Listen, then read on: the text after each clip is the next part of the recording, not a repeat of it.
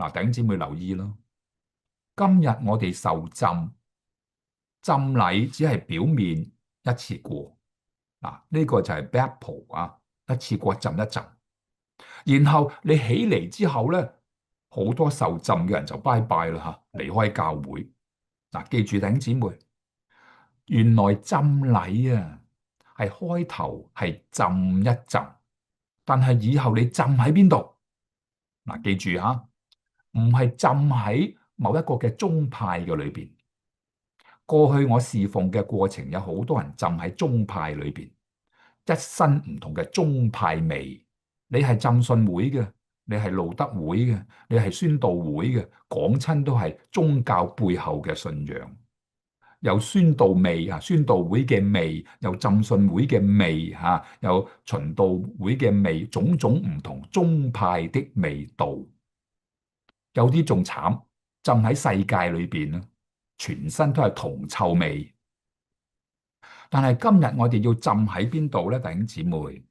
你浸完之後啊，要浸喺聖經嘅真理裏邊，你要浸喺耶穌基督裏邊，不斷浸喺耶穌基督裏邊，有馨香嘅香味啊，有基督的馨香，浸喺聖經嘅裏邊，從你嘅言語生命可以榮耀天父啊！嗱，聽得明白嗎，弟兄姊妹？嗱，所以當我哋知道呢啲真理嘅時候，浸一浸同埋一直浸，你千祈唔好停喺浸禮嘅層面。浸完之後，你要好好花你嘅時間讀聖經、禱告、親近神，透過神嘅家，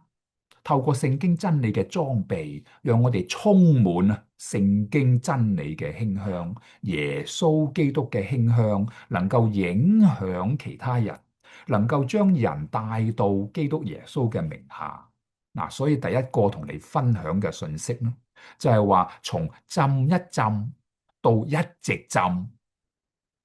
浸在聖經嘅話語裏邊，浸喺耶穌基督嘅裏邊。所以啊，耶穌基督話：你在我裏邊，我在你裏邊。呢句說話都係盼望眾弟兄姊妹，我哋喺耶穌基督裏邊，基督又喺我哋裏邊，一齊嘅與耶穌基督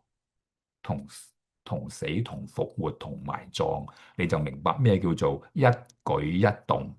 有新生嘅樣式，係需要長時間嘅浸透喺神嘅話語當中。